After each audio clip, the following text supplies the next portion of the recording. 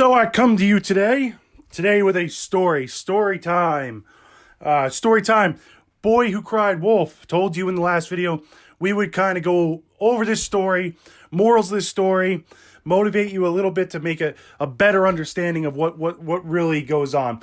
So the story goes, it's a boy, not like an adolescent, a boy. So we're talking about somebody that's under 10. We're not talking about a teenager or anything like that. We're talking about somebody under 10 years old that cries wolf and eventually cries wolf one too many times. And the adults no longer believe him. So they stop responding to the boy when he cries wolf. There is a wolf eventually, and the boy perishes and dies. I mean, we all kind of heard versions of the story. And then there's always a moral to the story. Now, we kind of take a look at this as, or at least the adults have taken a look at this and made a moral that's different. And it's there to teach a lesson to children, because children need the lesson taught to them, not adults, not you and me. Unfortunately, whatever we want to look at it, you and I need the lessons more than a child needs the lessons. And we need to make sure that we're there for them.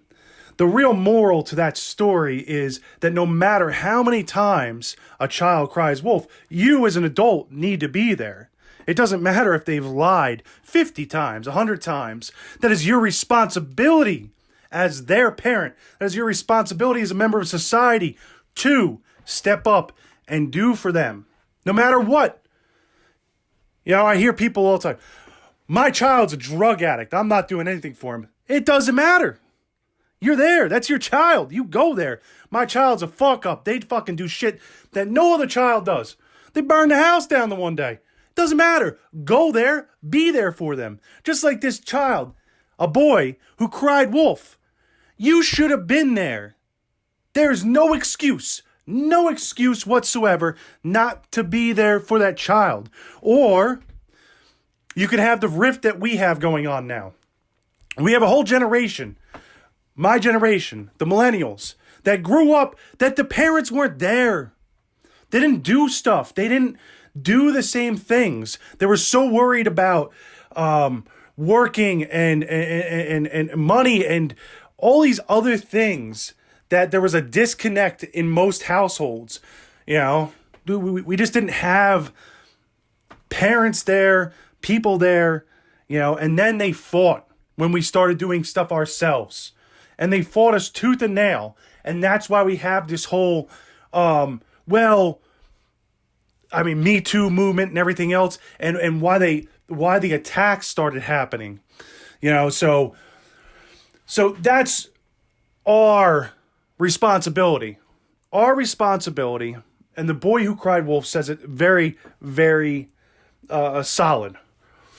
You should be there no matter what.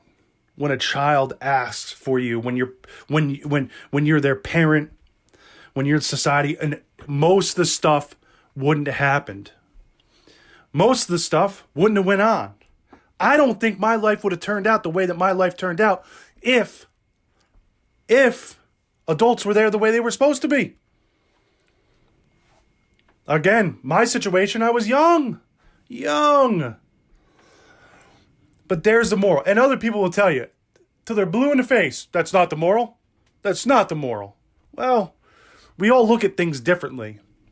And like I said, by telling these stories, by giving my story out there, if I can get one person, the eye-opening experience to change one other person's life, it is worth it.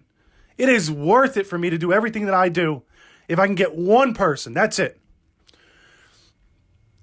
So, here is the other thing, too, about this. We, as a generation, growing up, realize that we won't have people there to lean on. Won't have people there to do stuff for us. That's another thing that comes out of this whole story. And it shouldn't be that way. It shouldn't at all. But I wanted to touch base on that.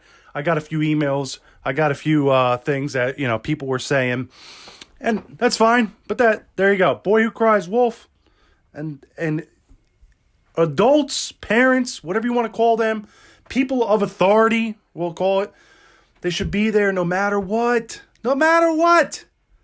No matter what. Not because you're sick, oh, I'm tired, I'm this. No matter what. And it would just be a better place. It'd be a better place. And eventually, they'll get the idea. But be good. Stay frosty. I'll have another message for you tomorrow.